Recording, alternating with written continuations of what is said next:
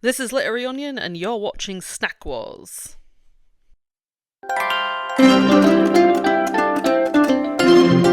Disneyland, Disney World, Tokyo Disney, Shanghai Disney, Hong Kong Disney, and what we're talking about today, Disneyland Paris. Now, the Disney parks, from a lot of research I've done because I was working on a story to do with theme parks, they're well known for snacks, snack foods, restaurant foods as well, but we'll go into that in another video. But specifically today we're focusing on snacks. Now, we've seen Tokyo is really popular with the different flavoured popcorns. I've seen the creativity that goes into both the California park and the Disney World's parks. Snacks. I've seen creativity coming heaps and bounds in the Hong Kong park and the Shanghai park. But how does Disneyland Paris do in snacks? And if you want to know the answer to that question and see some examples of snacks, you've come to the right video. But to make it more of a fun game, we decided to do Snack Wars. Now, Snack Wars, what is it?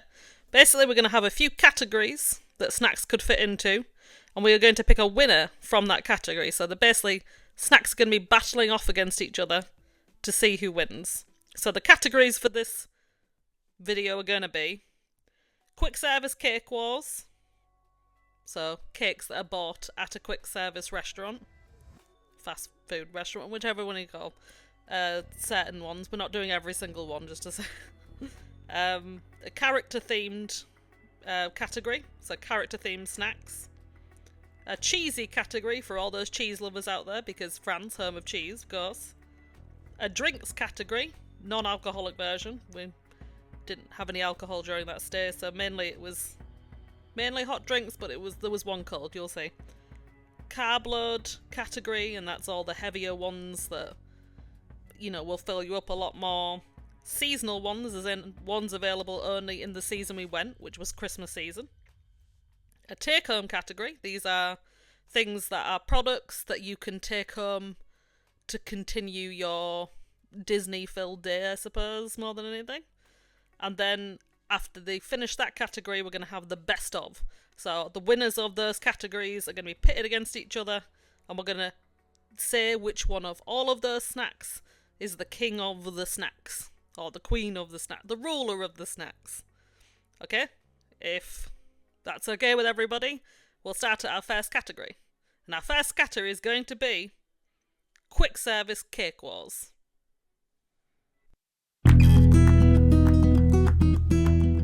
Okay, we have 5 competitors in this category.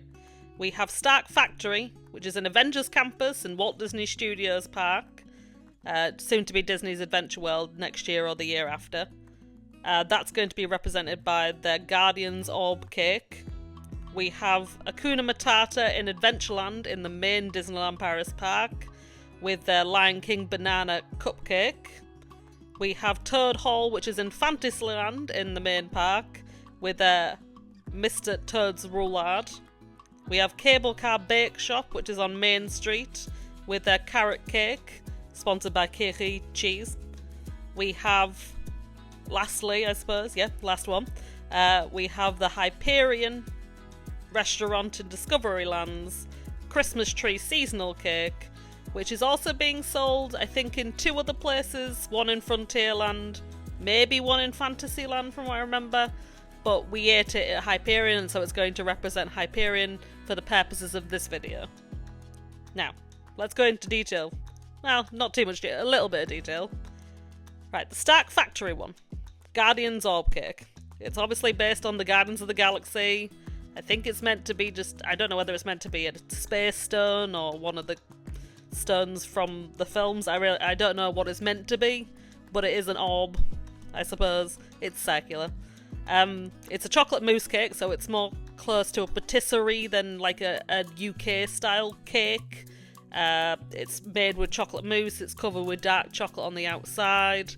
I think the filling was sesame, but I would have to double check on the video because I can't find any information on the internet to tell me what was actually in the cake. Actually, when I was in the restaurant, I had to get up many, many times to try and squint at the menu that blinked by every now and again to see it. So I'm really not 100% sure I could accurately say what was in it. I can say, however, it was a very nice cake. It was a very French style cake. in the sense that it was very well balanced and right balance of textures and tastes and all sorts of things. It was very dark, so if you really like sweet cakes, you're probably not going to like that one as much, just because for somebody like me who likes dark chocolate more, it was more of the right balance for me. However, it was a really decent cake, and I would get it again, and I do prefer it to the one they had before in that restaurant, which I didn't really like at all. However, it may not win in this category because there was just a lot of other better ones that were more unique and interesting. Hakuna Matata's Lion King banana cupcake was actually a surprise to us. We were very surprised how much we liked it. We didn't expect to go into it and like it that much because it was just, well, we thought it's just a banana cake, right? And they're quite simple to make. Came with chocolate buttercream on top, and it had like a Simba chocolate piece in the middle to show like Simba with the mane around him, I think, even though it is young Simba and technically he didn't have a mane at that time. Either way, it was a very tasty cake. It was really light. It was really flavourful. The chocolate buttercream wasn't too sweet. It was perfectly balanced. Honestly, like, it was a really nice experience and an unexpected experience for how good it actually was and how good quality it actually was. So yeah, it was just an unexpected favourite, basically, of the day. Right, Toad Hall, Mr. Toad's Roulade. Again, we're going back into the French-style cakes, where you've got a thinner cake rolled up with, like, I think it was, like, maybe a diplomat or something like that. It wasn't a standard cream like you would put inside a Swiss roll in the UK or anything. It was, like, French patisserie style, like creme patty diplomat-y style cream, although it was like solidified because it had obviously come out of a fridge. It was like a lemon cream from what I remember, like it was very flavorful of lemon and citrus in general, whether it was lemon or not. It was very tasty, a bit solid maybe, if you like, it would have been nicer if it was fluffier on the inside and stuff, but otherwise, flavour wise, for somebody like me who really likes lemon, it was really decent and not too heavy, which, you know, is very important to me in cakes, because if you're going to eat as many snacks as you can at Disney, you might as well, like, be able to eat a few of them, right? Cable Car Bake Shop's carrot cake.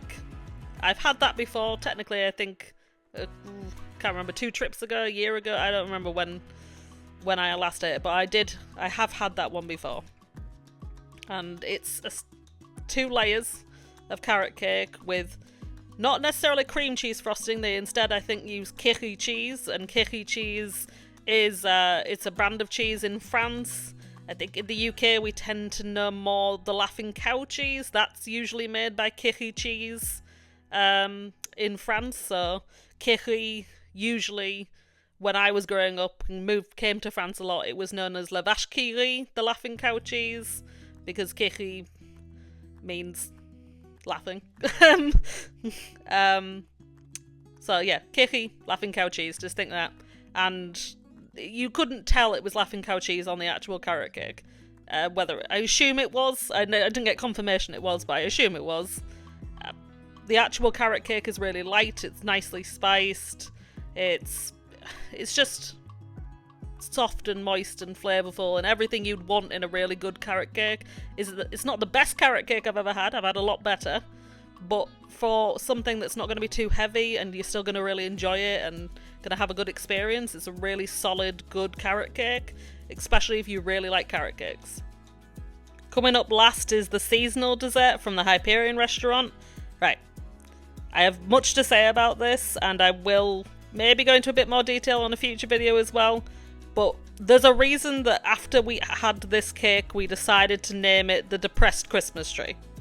It's the most lackluster, least loved dessert going in the entire park. It doesn't feel like it was ever thought out. It doesn't feel as finished as any of the other desserts we had. It feels like somebody slapped together some things they had remaining in the kitchen. And I'm going to try and explain why. Okay, so it was made with a mousse, and filling was another softer texture as well. So they were both similar texture of things inside the actual cake. It tasted kind of like the inside of a Kinder Bueno, if you know what I mean on that. Chocolate hazelnut, you know, those kind of tastes, which not necessarily a bad taste. And in another category we will find another dessert that has a similar taste. However, unlike that dessert, which was balanced really well with different textures and different flavours and just an overall nicer like texture, because this Christmas tree is almost too soft, because it's probably been frozen at some point and thawed, and it's just not a pleasant texture. And then the flavour is like, it's there, but it's just really boring in your mouth. After like one bite it all starts to taste the same.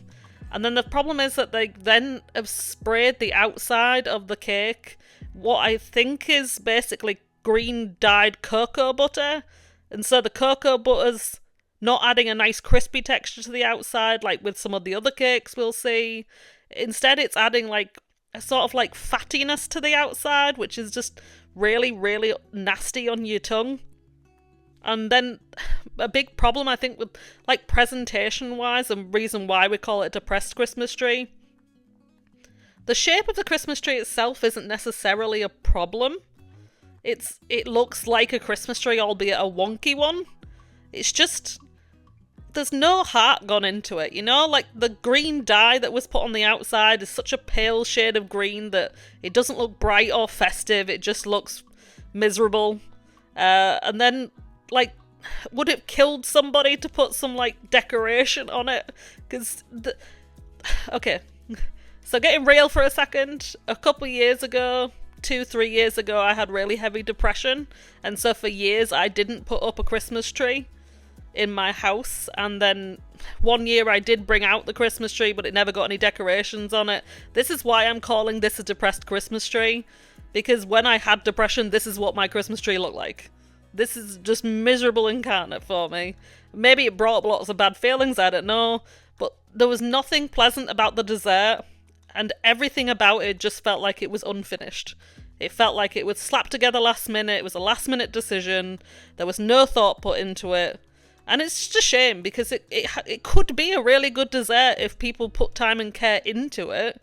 And we can see from the other cakes in the categories, that, which were all pretty good by the way, that they can do that. So to bring out something like that for a seasonal Christmas, which is the season of like treats and stuff, and then just bring out this depressed thing that really felt like it had no love given to it, it's just a really big shame. Because they could do better, and I think that's what mainly annoyed me about this cake. And maybe we'll see it again in a future video, so, you know, subscribe if you want to see that future video featuring, again, the depressed Christmas tree. So now, let's finish the category off with, like, who came first, second, third, all that. We'll number them. We'll go from bottom to top. So, obviously at the bottom is going to be the depressed Christmas tree. There is no better place for it than there. The second up is going to be, at number 4, is going to be the Start Factory Guardians Orb.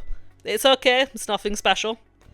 Number 3 is going to be the Toad Hall's Mr. Toad's Roulade. Again, I really enjoyed it, but it's not probably going to be a go-to cake, it's just okay. The next up at number 2 is going to be the carrot cake at the Bake Shop. I think it's a really good carrot cake, even if it's not the best I've ever had. It's still a really, really good and solid carrot cake, and for a reasonable price from, like, the amount you get, I think. But number 1 has to be the surprise of the day, the Lion King banana cupcake. Genuinely a surprise how good that was. Now we're going on to character themed. So there's only 2 competitors in this category. The Chez Marianne, which is the shop in Place de Remy in Walt Disney Studios, Ratatouille area basically, and they were selling the Donald Duck macaron.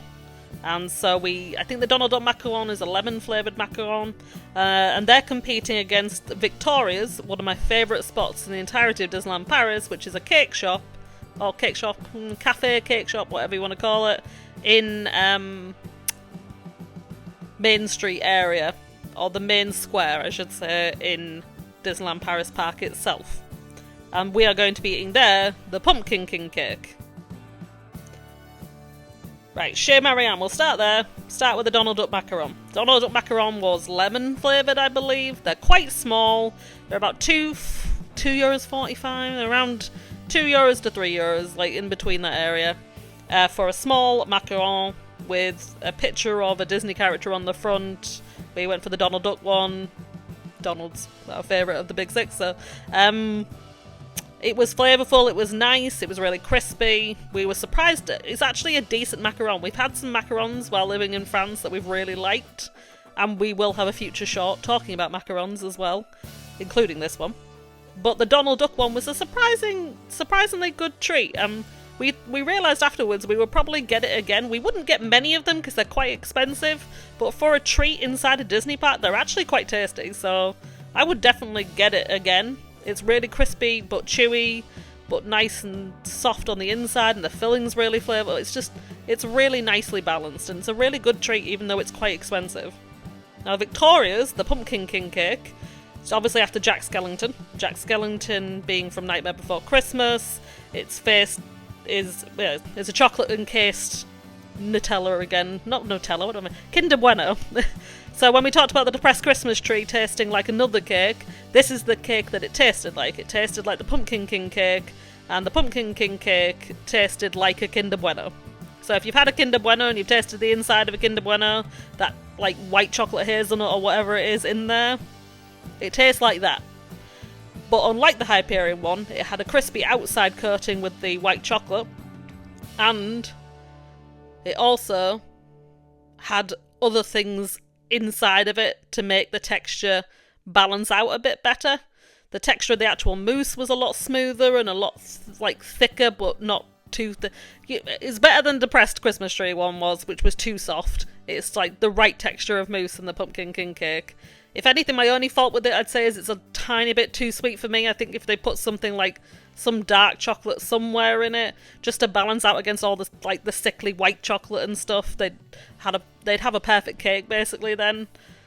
So I think you can already guess where this stands. The weird winner of this one was the Donald Duck macaron, just because even though it's quite expensive, it does feel really well balanced and worth it. Whereas the Pumpkin King cake, which I still would get again, is just one tweak away from being like really nicely balanced. So give this round to the Donald Duck macaron for the character themed treats. Next up we have the cheesy category for all those cheese lovers out there, and obviously again being France, land of cheese and bread and lovely things. So the competitors in this are going to be Rosalie's, which is a restaurant in Disney Village, with their cheese and ham croissant. The Old Mill, which is in Fantasyland, with their cheese bitterballen, a Netherlands Dutch treat. We'll go on to it. The Cable Car Bake Shop again, for their kiri quiche. And the market stalls that are meant to be seasonal and come out around Christmas time, but basically nearly there all year at the minute, with their tartiflette, which, again, I'll go on to explain. We'll start at Rosalie's cheese and ham croissant. I had this actually at breakfast time. Again, we'll be seeing this in a future video. We are doing a whole video with Rosalie's breakfast and Annette's nearby in Disney Villages also. Breakfast and dinners and things. You'll see. It's going to be a fun video. I had this with breakfast. It came with the breakfast in the morning. It was a very good deal. This cheese and ham croissant I think is also sold on the tracteur, on the takeaway food outside. It's really, really nice. I don't know how much I can go into detail on it because I just want it again. It's so tasty, and it has no right to be that tasty. Like, the croissant itself is really buttery and really fresh. It's really crispy, but also really soft. And the ham, the cheese just melts together and becomes this massive pack of flavour that just gives you a warm hug and tells you everything's going to be okay. It's just really, really... it's salty and nice and just lovely, and I'm so looking forward to being able to go and have one of them again. And I'm so sad I didn't get to have another one while I was there, because I was doing too many other things. But I will be getting this again. It is heaven in a bite. That's all I'm going to say from now on. You'll have to try it for yourself and see what you think. The Old Mill Bitterballen. It's a cheese bitterball, and you can also get a meat bitterball in there, which was originally going to be included on the list, but then the competitor wasn't available, so we ended up cutting it out. But cheese bitterballen, so they're a Dutch treat from the Netherlands. Obviously, I just said they're Dutch, but they're from the Netherlands, apparently. And essentially they're made similarly, as far as I can tell, to a velouté. Like, you make a velouté sauce, so you make a roux, but instead of adding instead of adding milk like you would with a bechamel, you instead add stock. But I don't know, I'd have to look in properly how to make the cheese version, that's the meat version. But these are really, really tasty. These are one of my favourite treats and have been for a couple of years since I've had them. When I've not always got them, but they've been like a standard thing that I would get, because they're really like, they're soft, but they're not like melty cheese soft. So if you're going into it expecting like cheese to melt out of it, like a mozzarella stick type of texture, it's not going to be like that. It's like almost creamy because of the roux that's in there. But the cheese itself is really quite strong and punchy, so it's a really flavourful cheese, and the sourness and saltiness and just everything you really like in like a strong like cheddar style cheese. I'm not actually sure it's cheddar they use, I'm just saying that's the similar vibes it gives off. So, and then they're crispy on the outside, obviously, because they're deep fried with breadcrumbs and stuff on the outside. They're a real treat and one of my favourite things, so I'm not going to diss them. We'll see where they place. Now on to the cable car bake shop again, with the quiche.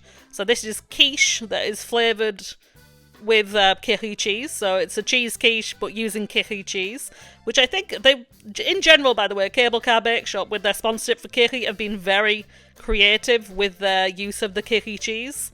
Now this quiche specifically is a big slice for the price. Like, you get quite a lot of the quiche, like a big slab of it, for not very much money. So like, one of the best bangs for your buck, I think, in Disneyland Paris. And it's also, I do know from other people who make videos on Disneyland Paris, that it is a popular item. However, I did not like it. I felt really bad for not liking it, because I do think it's a really good price, and I do think for the most part it's a very well made quiche. Like, the pastry is well done. It's the right thickness, it's really crispy, there's no soggy bottom in the case of Great British Bake Off and things. It's a really good, well-made, warming quiche, but genuinely, if you don't like kiri cheese, or Laughing Cow cheese, or Dairy Lee cheese, you are not going to like it.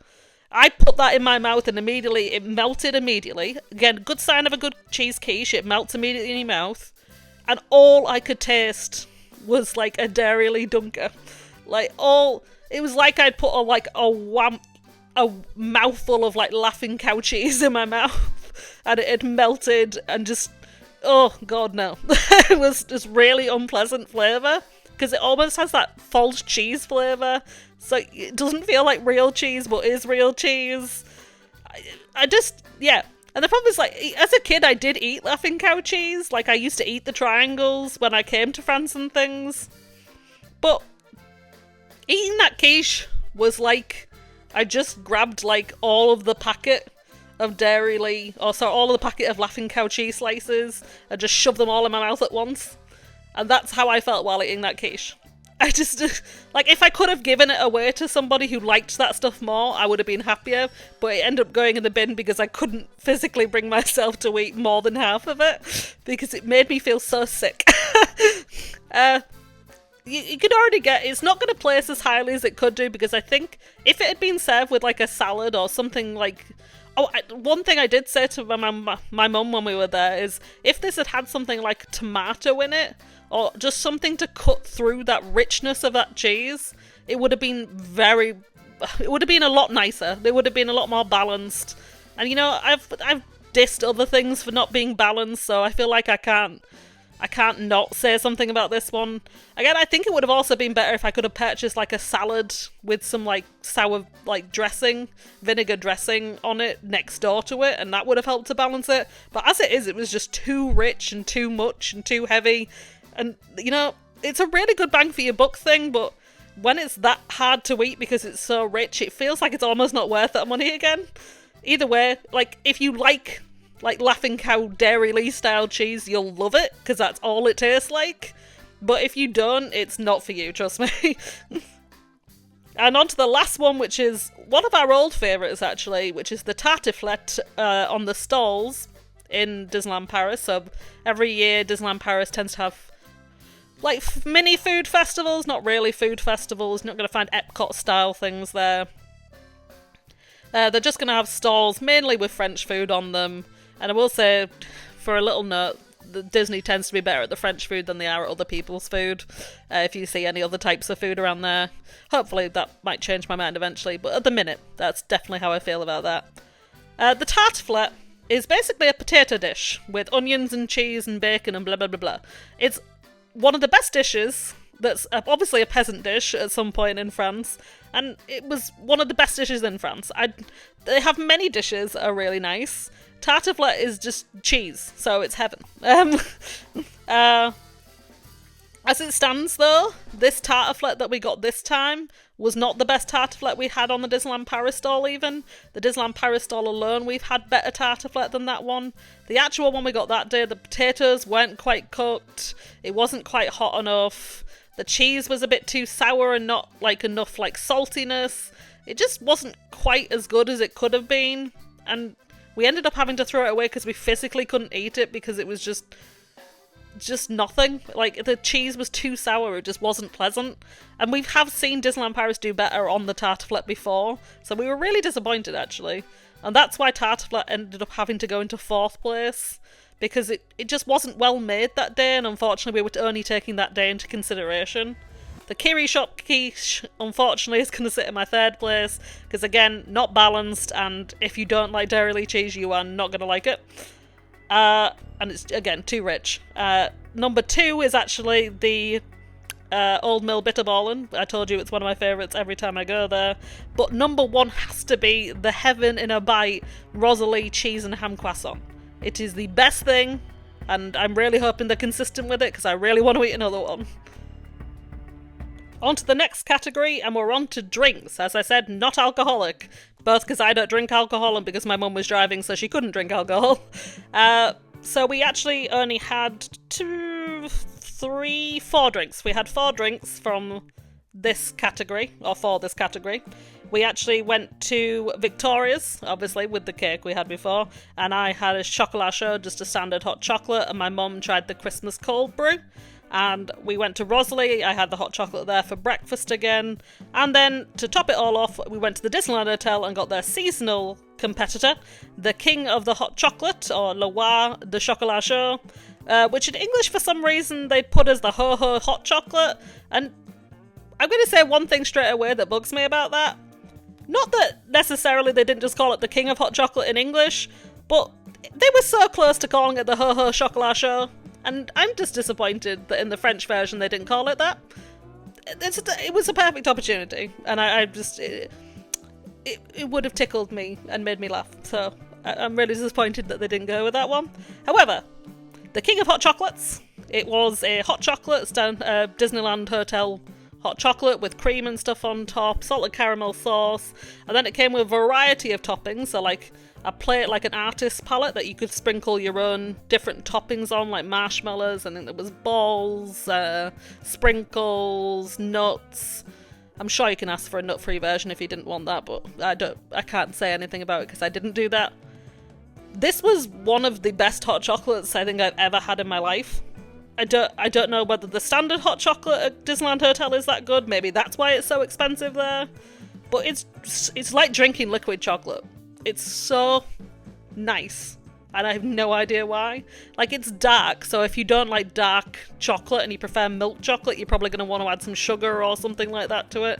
But for me, it was like perfectly balanced against the sweet light cream on top and the salted caramel sauce and all the little sweet nuggets you could put on top, and it was just amazing. I had no idea why it was so good. I never expected it to be good enough to warrant the price, because it's quite a pricey hot chocolate in there. Like, the general hot chocolate is, I think, 12 to 14 euros. It's a really expensive hot chocolate, even for Disneyland Paris. But it's really worth it. Like, I would have that again just for the experience of putting the stuff on top, and that's ignoring the fact that the actual hot chocolate itself is to the best standard I've ever had. I really, really really want that again, and I'm really sad that it's a seasonal item, because I'm going to miss that. I'm going to miss it so much, and, well, I'm hoping to do a bars video in the future where we test all the bars against each other, and I may just be sneaking a hot chocolate in at Disneyland Hotel, let's just say that. Rosalie's hot chocolate, also equally good. It's a very good hot chocolate. Again, tastes a bit like drinking liquid chocolate. When you get it with a breakfast menu, it's not even a bad price, because the full breakfast menu, including the ham and cheese croissant and multiple other things, including that hot chocolate, is €18. That's ridiculous. That's too good. Like, it's too good of a hot chocolate to get for that decent of a price. Like, if you can't afford the one at Disneyland Hotel, just go to Rosalie. Like, it's a really good hot chocolate. And again, like drinking liquid chocolate just without any of the cream and stuff. Like, I don't know why. Why am I finding all the good hot chocolates now? Why all the new stuff got the good ones? Victoria's hot chocolate, however, tasted a bit like powdered hot chocolate. You know the taste you get when it's clearly that someone's just put powdered version of hot chocolate in and mixed it through milk, and so it doesn't taste like liquid chocolate, it just tastes like water, or watery item with a bit of, like, cocoa in it. That's what it tasted like. And I needed to add sugar because it didn't have much flavour. The Christmas cold brew at Victoria's, Mum qualifies that it wasn't her favourite thing, because although there was a nice coffee flavour at first, the more you drank, the ice melted and it kind of watered everything down. And so it was okay, but it wasn't anything special from what she said. And it could have been miles better. So unfortunately, even though we love Victoria's, by the way, if I do go to Victoria's, usually I would get a Viennois hot chocolate because they tend to be better. The actual hot chocolate Victoria's is coming bottom, it's coming fourth. The Christmas cold brew is unfortunately coming third. They just weren't the best that Victoria's ever done. Rosalie hot chocolate's only coming second, even though it is like a dream in a mug. Because you've got to give it to the king of hot chocolates at the Disneyland Hotel, just for fun and frivolity's sake, and for having a really decent quality product on top of the fun and frivolity. Like, yeah, no question for me, king of hot chocolate, far and away the winner. Best thing, well, not the best thing I've had there, because that croissant, but definitely one of the best things. Okay, now we're on to the carb load category. Those things that just fill you up and stick to your ribs and make you not hungry for anything else for quite a while. These competitors are going to be the Frontierland churros. I think they're cocoa-themed churros. We've got the Victoria's Mickey waffle. And we've got the Old Mill coming back again with their Dutch pancakes. I'm going to try and pronounce them, but I am so sorry if I get them wrong. Poffertjes? Did I get it right? You'll have to tell me, I really don't know. Okay, so starting off, churros. Frontierland. Really good churros. Like, I've struggled to find good churros. I'm sorry, I'll start saying churros if you want. I just tend to slip into saying churros by accident. Churros. The churros in Disneyland Paris I've had mixed things with. The ones I got from Disney Village once would just taste like bad oil and were not very nice. The ones I had from the Spanish booth in the Festival of Food, well, the mini festival they had in the summer once with different countries represented, they were pretty decent. I enjoyed them quite a bit. But otherwise, they've been okay. Like, churros have never been amazing. These have fixed that problem, to me. Like, the American parks and stuff are mainly known for the churros, and probably they still are. I haven't actually had one. But these churros in, These churros in, Frontierland, that's it, yeah. These churros in Frontierland, actually very decent churros, like, covered in sugar. If you want it on Nutella, I'm sure, I think it was Nutella you could have with it. Salted caramel sauce if you wanted, if you got the posher version. They were really tasty. And they decent size. They fill you up. Not as good as Puy de Fou, which is another theme park in France. Their chichis, which are essentially like French churros, are also a lot nicer, and you get a lot more of them. But the churros for Disneyland churros and Disneyland Paris, those churros were pretty good, and I would have them again. Victoria's Mickey waffle. It's one of our favourites. We always get the one with salted caramel and meringue pieces on top. It's really light and fluffy, but also stick to your ribs stodgy. It's shaped like Mickey, that always helps. This is why I don't get the Nutella one that much, because it covers the face, and why would you want to lose the shape of Mickey, you know? It's stick to your ribs good, and it's really enjoyable to eat. It's just that right amount of sweet with a bit of salty savouriness coming from the actual waffle itself. It lightens up your day. In the winter, it makes you feel great. In the summer, it makes you feel happy. I don't know. There's just something about the waffle in Victoria's. I'm not a particular fan of the ones at the breakfast places. I don't think they're as good. But that waffle at the Victoria's is really, really tasty and is just a must-have. I would have that over the Jack Skellington cake every time. It's just a better product than the Jack Skellington cake and better balanced. There's the words. And now for the Old Mill Puffridges. The Old Mill Puffridges Dutch pancakes, like mini fluffy clouds of heaven. I've had them quite a few times now. I tend to get them when I go because they are so enjoyable. They're dusted in icing sugar. They're easy to eat in the cone that they're in, on the go. They're really light, flavourful, just really tasty, but really light. You know, you could still feel like you could eat more after without feeling physically sick, unlike some of the other snacks.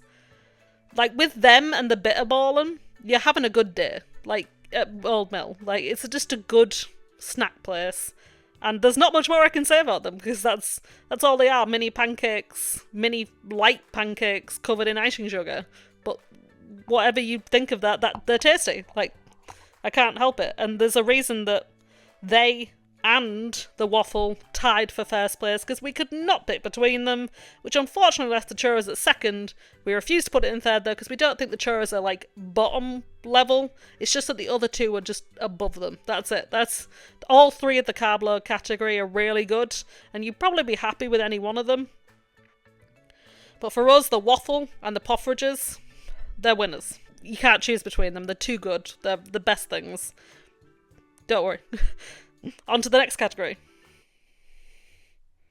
Now, I'm going to be quick with this category because we only have 2 items in it. This is the seasonal category. So this is products that are only available around the time we went, which was the Christmas season. It was the Old Mill again for both of the items. We had the Reindeer Madeline and we had the Mickey Panda Piece. Okay, you'll see a lot more said about the Panda Piece in an upcoming short, but the Panda Piece, do not go into it expecting a gingerbread man. I think I made this mistake, other people have made this mistake. Panda Piece is not the same thing as gingerbread. It doesn't have any ginger in it. I know it seems strange because it looks like a gingerbread man. It doesn't taste of ginger. As far as I remember looking at the packet, it actually had things like cloves and cardamom, other spices basically. And it doesn't particularly taste balanced. This Mickey one, I'm not saying anything for all Panda Piece in France, but this Mickey one wasn't nicely balanced. It was really like, I don't know, oddly bitter, and then but also too sweet, and then the texture was off-putting. It tasted almost like off, you know, like when you get a sponge cake and it goes a bit too dry after a few days and you're eating it and it's not a pleasant texture.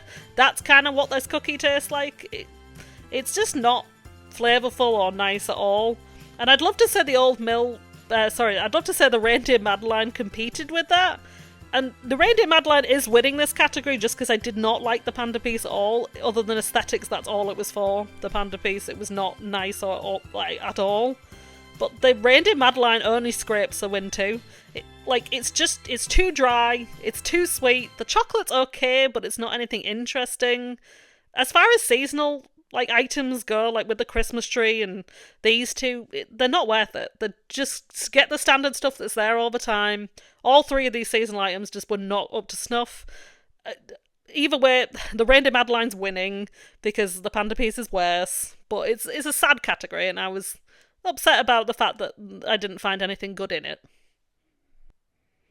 Okay, our last category before the big one at the end is our take-home products. So in this, we actually had some biscuits. They were Donald Duck biscuits that we bought to take home with us. They were about €4 to €5 for the box. We had Mickey and Friends pasta. I'm sure you've seen it around the park. It's pasta that's shaped like Mickey and Friends. There's also a frozen one, and there's also, I believe at the time, when I was there, I saw a Halloween one also still in stock. Again, only about a €4 to €5 purchase. And then the ornament with chocolates inside. So it's a take-home ornament with Mickey and Minnie on the front. You can hang it on your tree. You can do other things with it, like hang it on the wall or wherever you've got a hook, basically, that you can put it on. Filled with chocolates. And there's 3 competitors for this category. We'll start with the ornament, because why not? It was the most expensive of the 3 items we bought, coming in at around 12 to 14 euros. What to say? Like, straight away, I bought this item because I thought, well, it's good to have a competitor in this category that, you know, will be longer lasting, as in a product you don't just eat and then it's gone. Because I thought, oh look, we'd have the ornament, we can refill it again, we can use it year after year. Straight away, something to tell you. As soon as it falls, I dropped this pretty much immediately after bought it, because I was carrying too much and doing too much. It dented straight away. It's made out of a really thin material, so if it falls onto anything vaguely heavy, like a stone floor or a pavement, it's dented. Like, it's not, it might survive carpet, I don't know, but it might, but it did not survive like a light pavement. It's still okay, like, I'm still keeping it, I've not got a problem with that. It's just, it's not going to be in perfect condition because it's made out of cheaper material, you know? The actual chocolates inside are pretty decent chocolates. They're thick chocolates. They're made into the shapes of Mickey's clothes for some reason. You'd think you'd be able to build a Mickey, but you also kind of can't, because I tried that. It just looked odd. But the actual chocolate inside was decent quality, I would say. It's probably not going to be the most amazing chocolate you've ever had in your life, but, you know, for 12 to 14 euros, I'd got quite a substantial amount in the ornament, and it was nice chocolate, so I can't fault it for anything. It was a decent take-home gift for yourself. I don't think I'd gift it to anyone else. But for yourself, to put on your tree year after year. One thing I will say, though, other than the denting issue, is that when you put the lid on to try and get it back on to turn it back into an ornament, it's so hard to get back on. I struggled for ages to try and get that. I don't even know how I ended up doing it. By magic, it must have been, because that thing did not want to go together again until suddenly it did. Maybe there's a knack to it, I don't know, I haven't found it, but it's not going to be the easiest thing to put back together again for an ornament to keep using year after the year, unless you magically have the knack for it and I just don't or something. Now, the Mickey and Friends pasta, I've seen this so many times when I've been to Disneyland Paris, and always wondered, probably the same as a lot of other people, why would you buy that when you can buy cheaper pasta at the supermarket? And you can, even in France. Very close is the Val d'Europe supermarkets, and actually another Real Eclair around the area as well. Both of which you can buy cheaper pasta, quite obviously. But honestly, the pasta wasn't bad. Like, it was pretty decent pasta, I would say. I'm not a big pasta person, I'm not a big pasta fan, but it's quite nice. Like, it's just dried pasta at the end of the day. The shapes are really nicely put together. You can see all of them. There's a good variety of characters. You've got Scrooge as well as like the big like 5 and other people like Daisy and stuff. You've got good variety of characters in there. And I was trying to rationalize it in the sense that, like, if you're staying at Davy Crockett or Val d'Europe and you want to keep the Disney magic going whilst not being in the main hotel area, if you think about it logically, if you ate pasta in the park at one of the quick services, you'd be paying about 10 euros for a dish of pasta. Maybe less for kids, but around about that anyway. So you'd be paying for a family of 4 about 40 quid for pasta, whereas you could just buy the Mickey pasta and a jarred sauce for less than like 10 euros, and then you have a meal for all of you at Davy Crockett while still keeping some of that Disney magic with the Mickey pasta. So actually it makes a lot of sense to buy it, and I think there's a rational place where you could see it being used, even though I wouldn't necessarily buy it for myself again, because I'm not a pasta lover. I should make that clear. Not a pasta lover. It's okay. Donald biscuits, however, they're not going to blow you away or anything. Like, don't get me wrong, like, I was surprised to find that the pictures in the inside on the chocolate on the biscuits was actually not just Donald. There was Fantasia Mickey, I think Daisy, Minnie, Goofy. Like, you had other characters on the biscuits, which I did not expect. And then the actual biscuit was a pretty decent biscuit. Like, it's like really thin chocolate, very good quality chocolate, but not enough that like it overwhelms the biscuit. It's just the right balance of chocolate to biscuit. And then the biscuit itself is really flavorful and buttery. So you've actually got a pretty decent, reasonably priced take-home gift. Yeah, once it's gone, it's gone. But you're going to enjoy them while you've got them, which I didn't think I would say about biscuits of all things. So I think it's pretty clear right now that Donald Biscuits won for price versus quality. But the other two are a close second, because I can rationalise a reason for both of the other ones as well. Donald Biscuits did win though, for price versus quality. Or price including quality. And finally, our last round, which is going to be the best of category. So obviously we have the banana cupcake, we have the Donald Duck macaron, the cheesy croissant, the king of hot chocolate / the Ho-Ho Chocolat Show, the waffle, the Dutch pancakes, the reindeer Madeline, and the Donald biscuits. And I'm going to tell you in order, which we'll go from bottom to top again. No, 8th, surprising no one, is the reindeer Madeline. It didn't deserve to be a winner, but it was the best of that category, so it had to be there. The 7th was the macaron. Like, it's quite expensive for the size. The 6th was Donald biscuits, quite expensive for biscuits. The 5th was the banana cupcake. It was lovely, but it wasn't as good as some of the others. The 4th were the Pofferidges, the Dutch pancakes. One of my favourites, but didn't beat the ones in front of it. The 3rd was the Victoria's waffle, just a nice warming treat on a Christmas seasony day. The 2nd was the cheesy croissant, which I know before I said the cheesy croissant beats the hot chocolate, but you know what? I accidentally said the wrong thing because the winner was the king of hot chocolates. It is the thing I'm so annoyed that I will never have again because it was a seasonal item. I'm going to miss it. And it was just amazing. I loved that. Why is that so good? I never expected it to be that good, but it was, and I'm now upset I can't get it again. I can get the cheesy croissant again though, and I will be. Thank you. Oh, I'm sorry. Mum wanted me to tell you as well, the coffee in the Disneyland Hotel was also her favourite of the many coffee drinks she had around the park. Disneyland Hotel bar, good place to be. So thank you for listening to my very long ramble about snacks and items in Disneyland Paris. If you want to see more, please follow along. If you want to like, please leave a like. If you want to dislike, I'm sorry. I will try to do better with editing next time.